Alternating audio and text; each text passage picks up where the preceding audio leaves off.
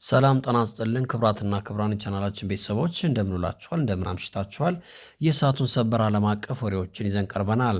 በአሜሪካና በኢራን መካከል በቅርቡ የተደረሰውንና የዓለምን ትኩረት የሳበውን ታሪካዊ የተኩስ አቁም ስምምነት ተከትሎ በአሁኑ ሰዓት በሁለቱ ሀገራት ከፍተኛ መሪዎች መካከል ፍጹም የተጋጨና አነጋጋሪ መግለጫ እየወጣ ይገኛል። የአሜሪካው ፕሬዝዳንት ዶናልድ ትራምፕ በራሳቸው የትሩዝ ሶሻል ማህበራዊ ትስስር ገጻቸው ላይ ባስተላለፉት አስቸኳይ መልእክት የኢራን መንግስት በሁለቱ ሀገራት መካከል ያለውን ተሰባሪ የሰላም ሁኔታ ለማስቀጠል ሲል በኳታር ዋና ከተማ ዶሃ አስቸኳይ ስብሰባ እንዲደረግ መጠየቁን ይፋ አድርገዋል። ይህ አሁን የተፈጠረው የዲፕሎማሲ መካከልና ከፍተኛ ለመግባባት የመጣው ሁለቱ ሀገራት የገቡት የጦርነት ቀውስ ዳግም ሊያገረሽ እንደሚችል ፍንጭ በታየበት እጅግ አደገኛ በሆነ ወቅት ላይ ነው።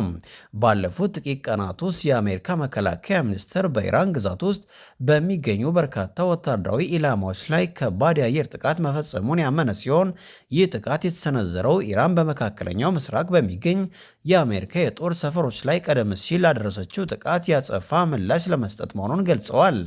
ይህ በሁለቱ ሀገራት መካከል የተደረገው የኃይል እርምጃ በቅርቡ የሆርሙዝ ወሽመጥን ወታደራዊ እገዳ ለማንሳት የተደረሰውን ስምምነት አደጋ ላይ ጥሎታል። በዚህ ወር መጀመሪያ ላይ የተፈረመው ስምምነት አሜሪካ በስትራቴጂካዊ የባህር መስመር ላይ የጣለችውን የባህር ላይ ማዕቀብ እንድታነሳ፣ ለኢራን ከፍተኛ የኢኮኖሚ ማዕቀብ እፎይታ እንድትሰጥና ለሀገሪቱ መልሶ ግንባታ የሚሆን ቢያንስ 300 ቢሊዮን ዶላር የሚገመት የገንዘብ ኢንቨስትመንት እንድታመቻች የሚያዝ ሲሆን በምላሹም ደግሞ ኢራን የኒኩሌር መሳሪያን በጭራሽ ላለመገንባት ቁርጠኝነቷን የገለጸችበት ነበር። ፕሬዚዳንት ትራምፕ ይህንን ስምምነት በጣም ጠንካራ ድል ሲሉ የገለጹትና በዓለም አቀፍ ገበያ ላይ የነዳጅ ዋጋ እንዲቀንስ እንዲሁም የአክሲዮን ገበያ እንዲያንሰራራ ማድረጉን ቢናገርም አሁን የተፈጠረው ወቅታዊ ወታደራዊ ግጭትና በኳታር ስብሰባ ዙሪያ ያለው ከፍተኛ ለመግባባት የዚህን የሰላም ስምምነት የወደፊት እጣ ፈንታ በትልቅ የጥርጣሬ ጥላ ውስጥ ጥሎታል። የእስራኤል ጦር በጋዛ ሰርጥ ላይ እያካሄደ ያለውን ከባድ የአየር ድብደባ ጥቃት አሁንም አላቆመም። ባለፉት 24 ሰዓታት ብቻ እስራኤል በፈጸመችው የአየር ጥቃትና በከባድ መሳሪያ ድብደባ ሕፃናትን ጨምሮ ቢያንስ 4 ፍልስጤማውያን መገደላቸው ተረጋግጧል።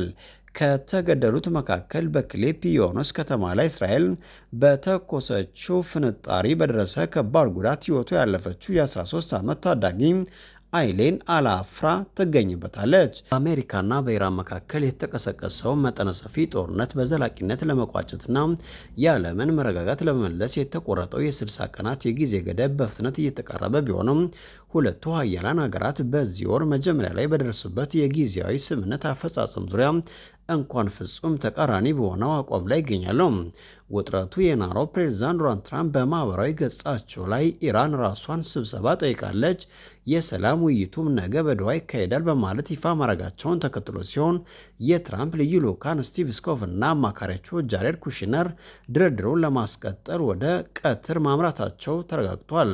ይህ በእንዲህ እንዳለ የድርድሩ መጓተት ዋና መንስኤ የሆኑት ሁለት እጅግ አስቸጋሪና ተሳስረው ያለው ቀውሶች መፍትሄ አለማግኘታቸው ነው። የመጀመሪያው የዓለማችን የነዳጅና የጋዝ ትራንስፖርት 1/5ኛው የሚስተናገድበት የሆርሙዝ ወሽመጥ ቁጥጥር ጉዳይ ነው። አሜሪካ በጊዜያዊነት ስምምነት መሰረት መስመሩ ለዓለም አቀፍ የንግድ መርከቦች ክፍት መሆን አለበት ስትል፣ ኢራን በበኩሏ ወሽመጡን ሙሉ በሙሉ የመቆጣጠር እና የራሷን የባህር መስመር የመወሰን መብት እንዳላት በመግለጽ የአሜሪካን አዲስ የባህር መስመር ቁጥጥር በኃይል እንደምትቃወም አስታውቃለች። ይህ በሳምንቱ መጨረሻ ለተቀሰቀሰው የአየርና የባህር ላይ ጥቃት ቀጥተኛ መንስኤ ሆኗል። ከዚህ ባሻገር ፍጥጫም በሊባኖስ ያለው የእርስ በርስና የውጭ ጣልቃ ገብነት ጦርነት ሌላው ትልቅ ማነቆ ሆኗል። ሰላም ጤና ይስጥልን ክቡራትና ክቡራን ቻናላችን ቤተሰቦች እንደምንውላችኋል፣ እንደምን አምሽታችኋል? የሰዓቱን ሰበር ዓለም አቀፍ ወሬዎችን ይዘን ቀርበናል።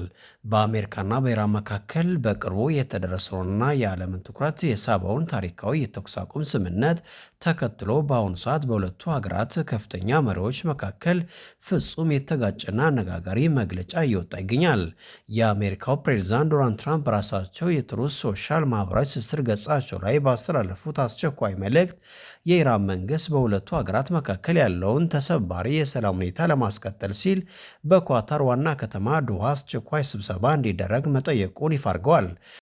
ይህ አሁን የተፈጠረው የዲፕሎማሲ መካከልና ከፍተኛ ለመግባባት የመጣው ሁለቱ ሀገራት የገቡት የጦርነት ቀውስ ዳግም ሊያገረሽ እንደሚችል ፍንጭ በታየበት እጅግ አደገኛ በሆነ ወቅት ላይ ነው።